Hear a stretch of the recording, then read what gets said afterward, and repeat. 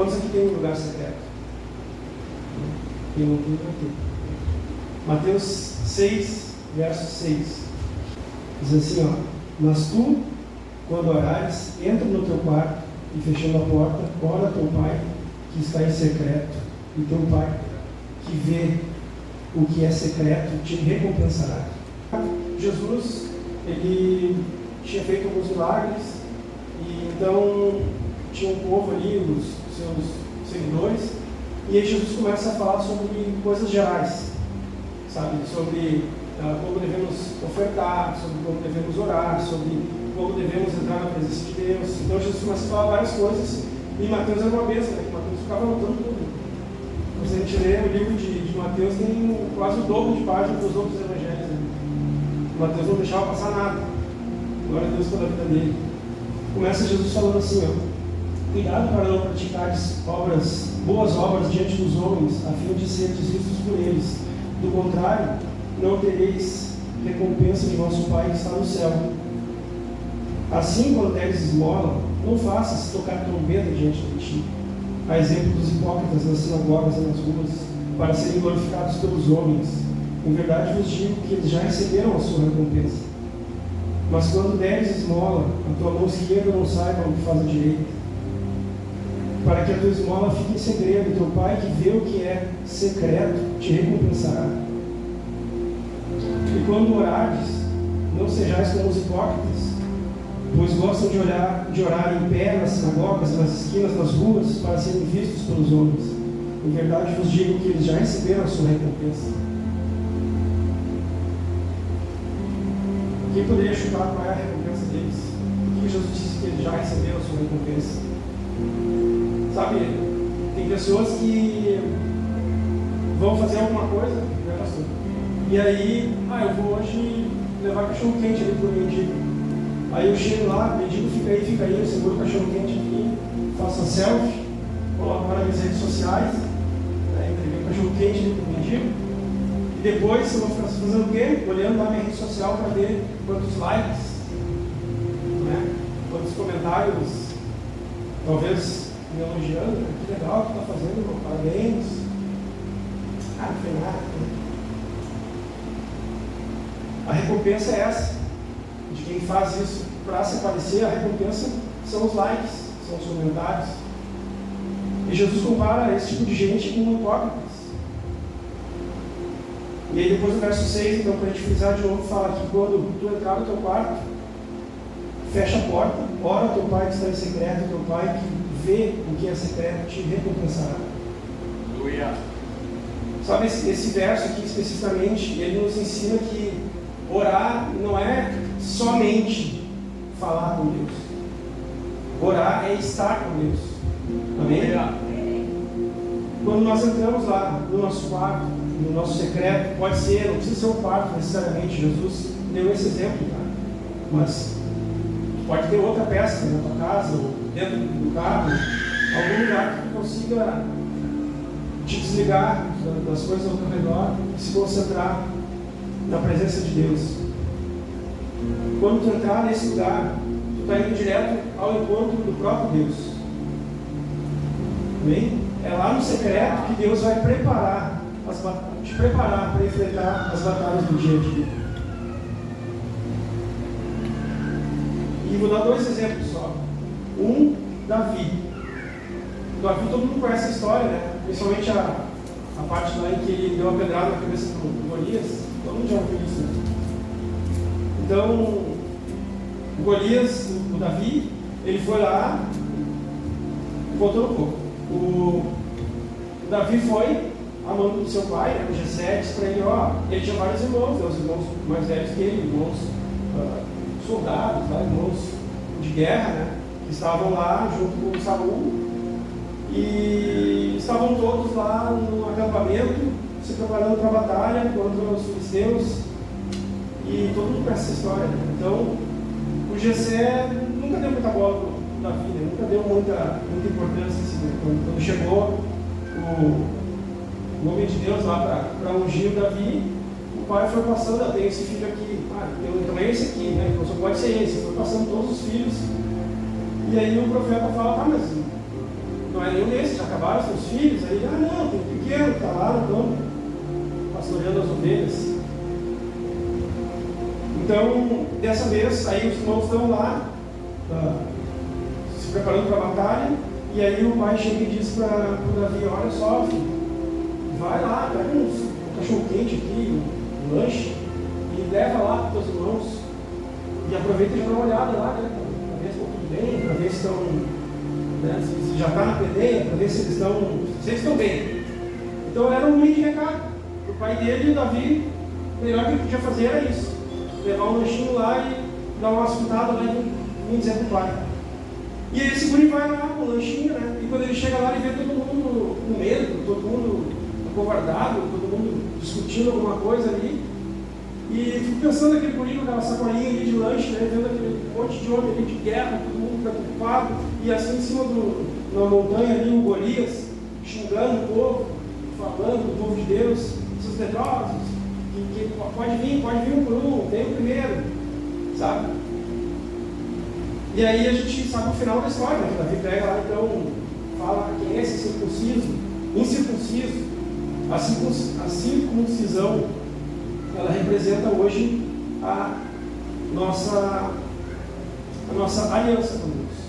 O incircunciso não tem aliança. Bem? Nesse sentido. No Novo Testamento é isso que significa a circuncisão. Nós somos circuncidados, bem? Em Jesus. Então ele fala: quem é esse sem aliança? Traduzindo para o século XXI. Quem é esse sem aliança aí que está afrontando o povo de Deus? Porque Davi sabia quem ele era em Deus. Ele era um enviado, franzino, mas em Deus ele era mais do que qualquer outro guerreiro que estava ali. Então ele pega lá aquela pedra, joga lá no Golias, pega bem na testa, ele tonteia, cai no chão, ele vai lá, arranca a espada dele, arranca a cabeça dele e vai lá mostrar a cabeça do Saul. Né? Só que esse é o fim da história, né? Mas o início da história, um pouco mais atrás, ele era o pastor de ovelhas, certo? E aí tudo bem. Ele cuidava das ovelhas do seu pai. Mas aí alguém pode dizer: tá, mas ele fazia isso porque era a herança dele, né? Não era a herança dele. Lá, o judeu, quem herdava a herança era somente o filho mais velho. Então, ele não era o mais velho, nem o segundo mais velho, nem o terceiro mais velho, nem o quarto mais velho, nem o quinto mais velho. Então, ele não ia nunca herdar aquilo, ele teria que morrer todo mundo para ele poder herdar alguma coisa. E mesmo assim, a palavra fala que ele cuidava com zelo daquelas ovelhas do pai dele, e lá, no secreto, lá no escondido, que não estava ninguém vendo, não tinha ninguém filmando, não tinha ninguém botando no Instagram, ele matou um leão que atacou as ovelhas, uma outra feita lá, um urso invadiu lá a fazenda, e ele se atracou com o urso, matou o urso. Então, lá no secreto, Deus já estava preparando Davi para um dia o Davi poder enfrentar aquele gigante. Segundo exemplo, e último, Jesus. Acho que o melhor exemplo sempre é Jesus. Jesus foi para o Getsemane, certo? Tranquilo? Se alguém não fala ai, aí eu não volto mais. Tranquilo? Jesus foi para o Getsemane. Getsemane foi aquele lugar onde Jesus estava indo, que ele aí foi chicoteado, foi cuspido, foi insultado.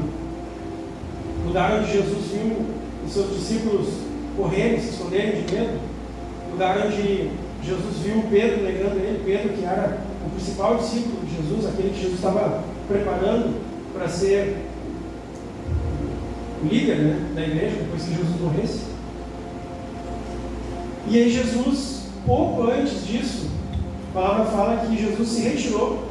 Jesus não tinha um quarto ali com uma porta para ele poder trancar a porta e dizer: fiquem vocês tudo aí, o povo todo, e eu vou trancar a porta e eu vou orar. Jesus não tinha um quarto para orar. O que Jesus fazia?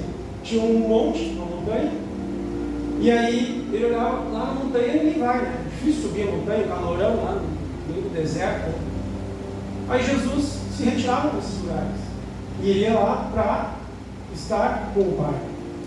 E era lá que Deus preparava Jesus para que Jesus pudesse enfrentar o que ele teria que enfrentar. Foi assim já quando Jesus estava lá naquele jejum, né? O pastor pregou esses dias isso. E aí depois de 40 dias, né, se não me engano, veio o diabo para tentar Jesus. Só que durante 40 dias, Jesus estava com o Pai, no secreto com o Pai, buscando, na presença de Deus.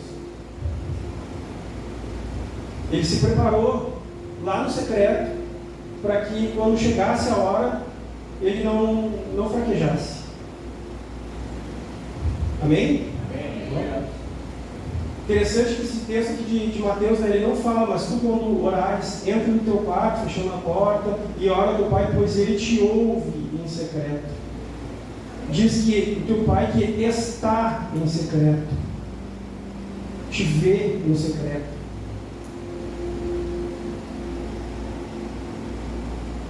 Sabe, isso pode contradizer um pouco o que a gente, pelo menos na minha parte, né, eu pensava, eu vou entrar no quarto para orar e eu vou ficar lá falando, né, Deus vai ficar me ouvindo. Eu já ficava feliz em saber que quando eu entrasse no lugar para orar, o Senhor está me ouvindo. Isso já é uma grande coisa, não é? Amém? Só que é muito mais do que isso. O Senhor não está simplesmente nos ouvindo. O Senhor está lá conosco, o Senhor entra junto com a gente naquele lugar de oração. Amém? Vocês estão entendendo isso? Entrar no quarto e fechar a porta para orar é convidar Deus para estar contigo. E não é algo subjetivo, algo figurado. O próprio Deus está lá, a palavra dele garante isso. Aquilo ali é para ser um quarto. Não sabe que as canoas, né, elas são mais ou menos assim, né? E elas não têm muita estabilidade, certo? E vem um vento contra ela, vem talvez um mar mais forte e a canoa vira. Tem até uns ditados, né? Se a canoa não virar, né? Porque é fácil uma canoa virar. Mas já um navio, dificilmente a gente vê um navio virando, né? O navio deitou lá, o navio. Não dá para dizer que capotou, o navio, sei lá, tomou. A gente não ouve quase falar disso. Por quê? Olha só, a linhazinha ali, a linha de água, tá vendo ali a linha verde? Dali para cima é o que a gente enxerga no navio. Só que tem toda aquela parte ali de baixo, que aquilo ali é o que vai sustentar o navio para que, se vier uma tempestade, se vier um vento forte, ele não venha tombar. O que eu quero dizer com isso? Que a parte que está escondida, a parte que está lá no secreto, é a parte que vai fazer da sustentação para quando vierem os ventos, quando vierem as tempestades, o barco não vir. Quanto crente que a gente conhece aí que não tem um barco, tem uma canoa. E está ali, sabe? Se estiver em cima do rio Paraíba, ali, com nenhuma marola, está ali, está crente, está ali, tudo, vai para cá, está ali, tudo bem. Aí deu um minuano ali, tomou, já era, já foi embora, já nem sei mais cadê. Mas que nós possamos ser como aquele barco ali, amém? Que tenha algo no secreto, lá onde ninguém está vendo, algo que nos permite enfrentar o que vier pela frente e nós permanecemos firmes no nosso propósito. Outra coisa que a gente também pode comparar, eu não quis botar uma foto, numa casa. A gente olha, pode ser a casa mais bonita, pensa numa casa 3 suítes. Eu gosto de apresentar a casa, né? Mas eu nunca cheguei e disse assim: Luiz, essa casa aqui tem um alicerce que tu não vai acreditar. Não é? A gente chega e mostra as janelas, janelas de PVC, aqui tem cortina com controle remoto, ali tem uma santa de gesso, aqui tem um piso de porcelanato. É isso que a gente olha, né? A cor da casa, cinza, uma porta vermelha, né? A gente enxerga o que está em cima do terreno. Só que toda aquela beleza ali só vai aguentar o tempo, aguentar ter a firmeza que ela precisa, se lá embaixo, no escondido, tiver um bom alicerce. Não é? Você vai começar a rachar tudo lá, não vai dar certo. Sabe, Deus está te preparando lá no secreto, onde ninguém está vendo, para que Ele possa te usar publicamente. Amém? Aleluia! Que o Deus do universo está presencialmente no seu quarto para falar contigo. Isso não é maravilhoso, irmãos? Amém? Sabe assim, que a partir de hoje a gente possa, cada vez que a gente vai entrar no nosso quarto e fechar a porta, que a gente possa lembrar dessa palavra. Eu fechei a porta, o Senhor está aqui. Amém? E o Senhor está ali esperando que tu converse com Ele. Como eu já falei outras vezes aqui, Deus não é proativo, Deus é reativo. Deus reage à nossa atitude. Bata, eu vou abrir. Busca, você vai encontrar. Peça e receberá. O Senhor não fica ali, aqui eu tenho até dinheiro. O Senhor não é o Silvio Santos. Entendeu? Se eu quero algo do Senhor, eu tenho que pedir. Eu tenho que ir atrás. Embora que a palavra diz que Ele já sabe. Antes de eu abrir a minha boca, Ele já sabe o que eu vou pedir. Mas Ele quer, porque o Senhor nos fez para relacionamento com Ele. Aleluia. Amém? Coloquei que às vezes a gente pensa que entrar no quarto e fechar a porta é só para ninguém ver que a gente está orando ali, para ninguém pensar que a gente é espiritual. Jesus está falando ali sobre os fariseus, né? Os fariseus iam orar na frente da janela. Se eles fossem fazer algum jejum, eles colocavam uma outra roupa lá, eles não tomavam banho, eles deixavam a barba grande, para que as pessoas pudessem olhar, né? E ali o cara está se consagrando, ele é uma bênção. Os fariseus oravam na frente dos outros para que os outros notassem a eles. Mas entrar no quarto e fechar a porta vai muito além disso. Amém? Quando tu entra no teu quarto e fecha a porta, é o Senhor que está te olhando. Vamos pensar um pouco mais no que significa o quarto. Não sei se na tua casa é assim, mas na minha casa não era muito, mas talvez na casa do nosso avô, do nosso bisavô. Na casa de muitas pessoas, o quarto é um lugar secreto mesmo. Sabe, de repente vem alguém te visitar na tua casa e, vou lá tomar um café lá na tua casa. Tá, daí chega a pessoa, a tua visita, e geralmente tu vai receber a pessoa na sala da tua casa. Talvez a pessoa vai até a cozinha, né, se for tomar um café, se for vai jantar. Pode ser que ela vá no banheiro, né, se estiver meio apertada, ela vai lavar a mão. Mas dificilmente tu vai dizer, olha quem vem cá ver o meu quarto. Né? Ou alguém faz isso. Chega uma visita e tu carrega o quarto. Por que tu não faz isso? Porque o quarto é o lugar do segredo. Não é? O quarto é o lugar da intimidade. Estou falando besteira? Os antigos lá, os filhos nem sabiam como era o quarto dos pais. Né? Nunca entravam lá. Os netos, então, nem pensavam. Os piados sabiam que tinha uma porta ali, aquela porta ali era o quarto, vou lavar. E já bastava, né? Dali para lá era só os 10 que entravam. Não sabia como era o guarda-roupa, porque lá ficava a cama. Não sabiam. Porque lá dentro era um lugar íntimo deles.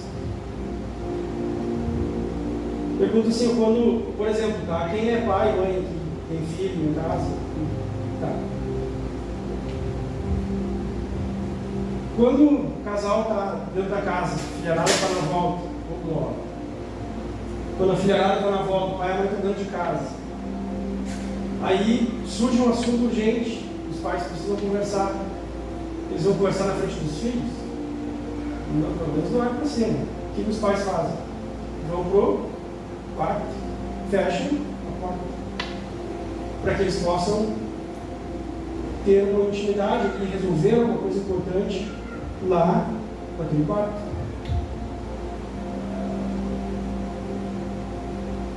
E eles fecham a porta, os pais, para os filhos não entrarem lá do nada e ouvir alguma coisa que não é para ouvir. Não é? Pega essa visão aqui, ó. O quarto é o lugar do segredo, é o lugar da intimidade e é o lugar da comunhão. Quero que vira para quem está do seu lado e diz assim: o quarto, fala com convicção, o quarto é o lugar do segredo, da intimidade e da comunhão. Você pode aplaudir o Senhor?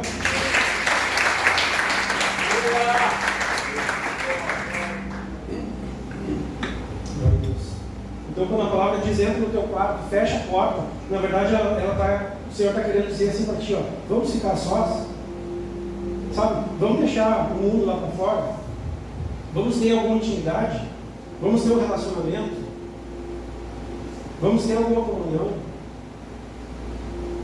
É isso que Jesus quer quando tu entra no teu quarto. E talvez muitos de nós, se nos perguntaram se nós oramos a Ele, a gente diz: ah, sim, eu oro o tempo todo, eu oro no carro, caminhando na rua, na hora que eu estou comendo. E realmente a gente tem que estar o tempo inteiro em espírito de oração, né? Mas a palavra fala isso, né? Orar sem cessar. Mas imagina mais ou menos assim, ó, sou casado com a Márcia.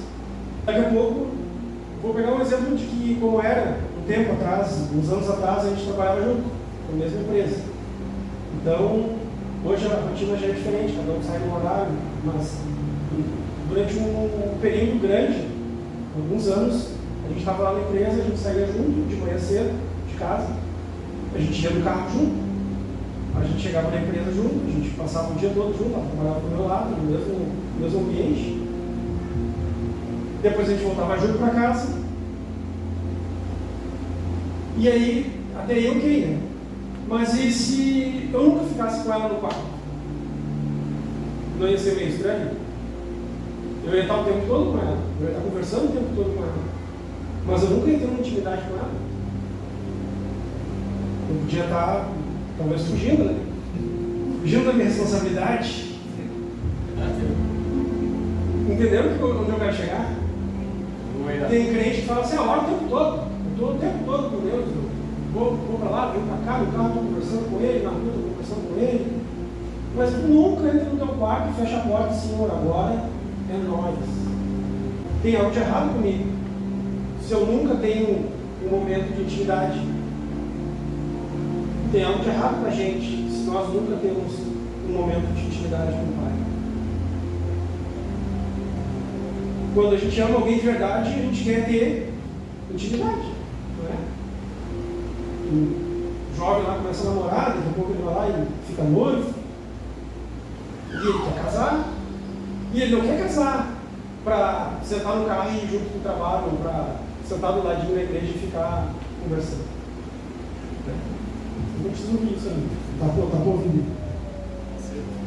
A pessoa quer casar para ter intimidade. Obrigado. E Jesus diz que nós somos a noiva dele. A noiva quer se casar com o noivo. Para quê? Para dar de mãozinha dada. O Senhor nos convida para nós mudarmos de patamar, sabe? A gente abrir a mente. O Senhor nos convida para que nós tenhamos intimidade com Ele. Ele quer que a gente mude de nível. Senão, nós vamos ser só aqueles crentes que entram aqui, vão para lá, entram aqui, vão para lá, senta, levanta a mão, baixa a mão, bate palma. A gente vai ser aquelas marionetes, sabe? Não sei se para ti faz sentido isso que eu falei.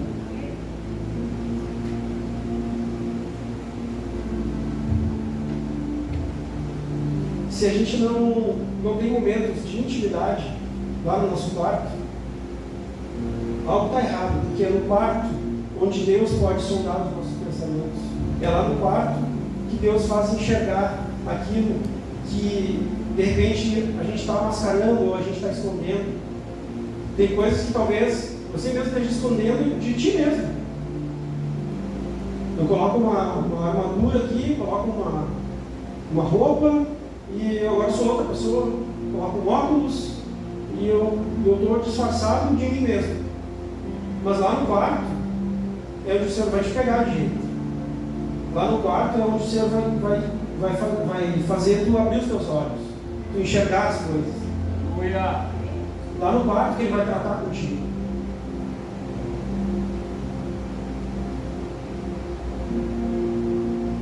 Lá no quarto é que Ele vai te transformar, que Ele vai te converter. A gente só fica no quarto com quem a gente conhece bem, né? Convide o Senhor hoje à noite para entrar no quarto contigo. Pode ser que não seja no quarto, como eu falei, pode ser que na tua casa tenha algum outro cômodo, alguma outra peça, Um tempo atrás a gente queria fazer um quarto de oração na casa, né? E aí a gente ficou com aquele projeto, e aí o quarto de oração virou o quarto da Dani. Glória a Deus. Mas tinha um projeto, pelo menos. O Senhor conhece o coração, mas enfim. Talvez você tenha um quarto de oração na tua casa.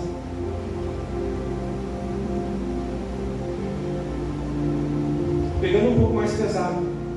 Se nós não temos ficado a sós com Deus, será que Ele não é um estranho para nós? Será que a gente não está se tornando os fariseus do século XXI? Os fariseus eram os crentes da época.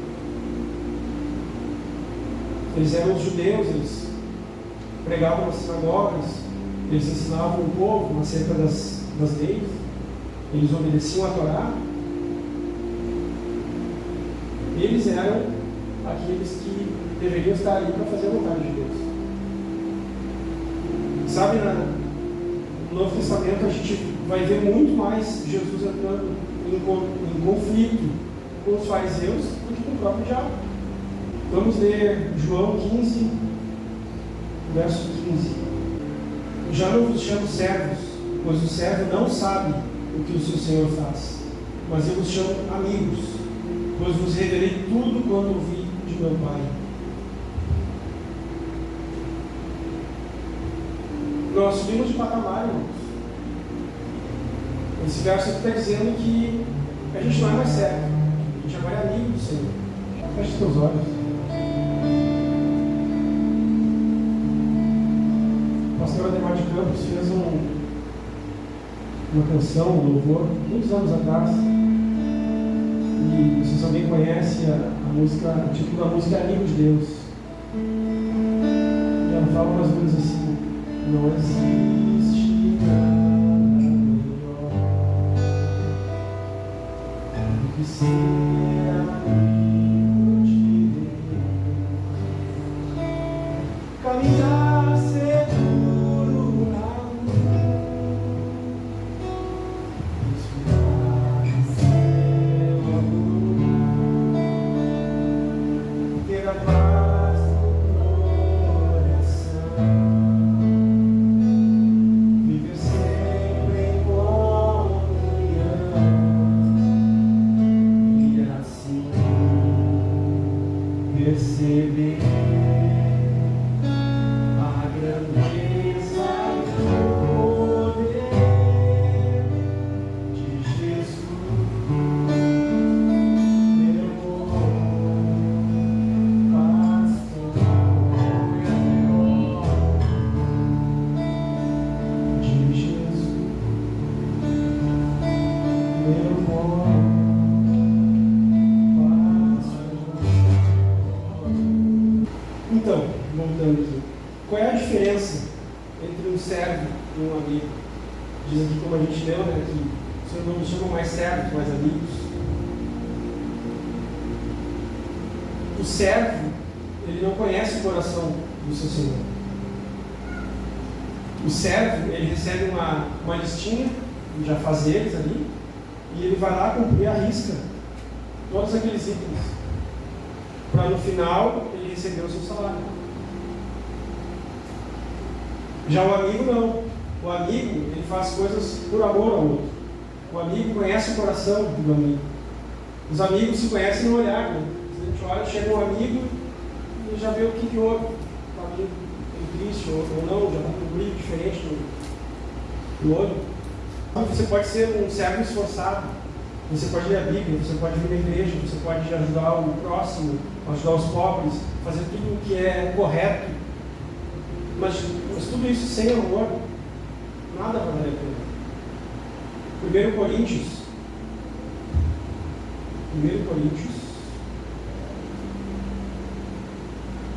capítulo 13.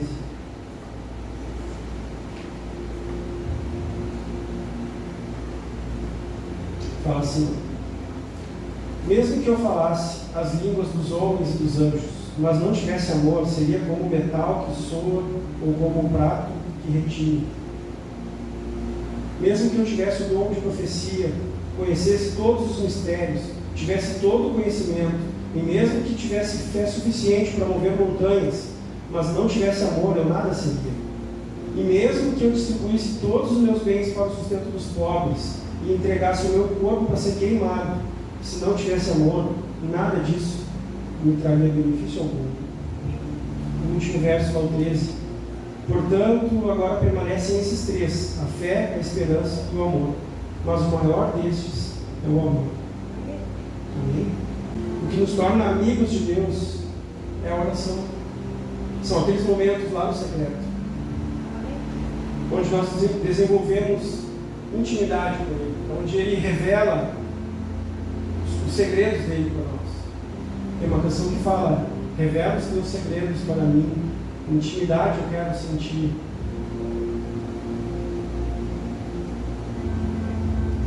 É lá no secreto que o Senhor nos enche do amor dele por nós.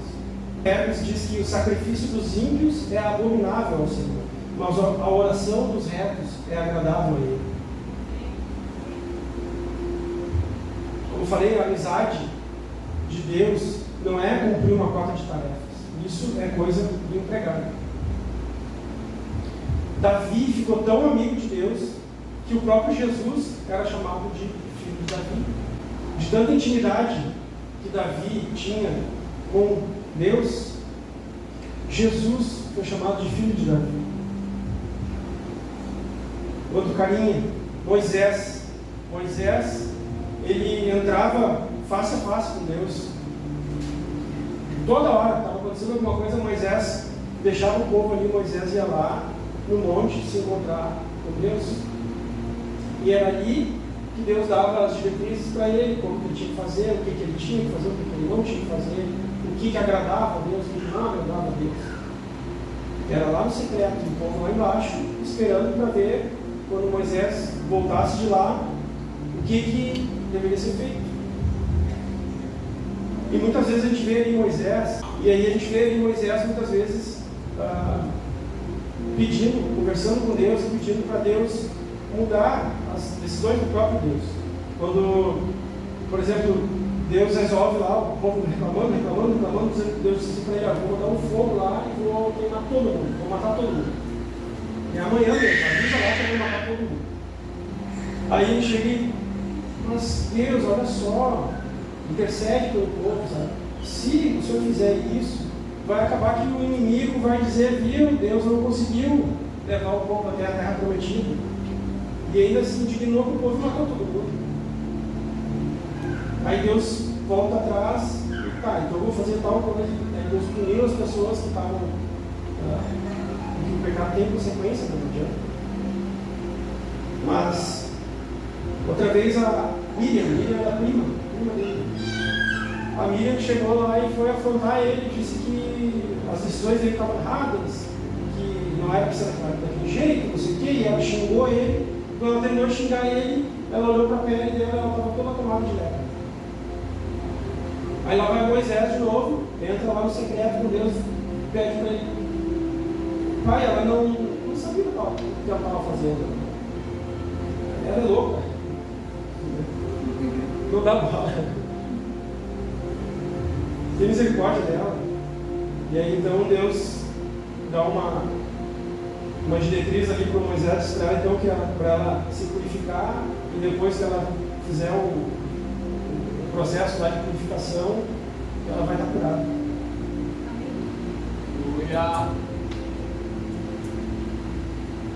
O pastor uma vez escreveu isso aqui, eu botei aspas aqui para ela: muita gente hoje é um cristão ateu, crê em Deus, mas vive como se ele não existisse, pois não fala com ele. É forte, mas para mim faz sentido. Amém. Para a gente encerrar, Deus está te chamando hoje para voltar para o quarto. Não importa o quão simples seja a tua oração, apenas faça. Entra lá, o Senhor não está esperando uma reza. Tem gente que ora sempre igual, sempre para orar pelo almoço são as mesmas palavras, para orar para dormir são as mesmas palavras, para orar para. Entendeu? Tem várias rezas decoradas. O Senhor não quer reza, o Senhor quer o teu coração. O Senhor quer ter intimidade contigo. O Senhor quer fazer tu entrar na presença dele, tu visualizar o reino dele. Amém? Então, entra hoje no teu quarto e começa.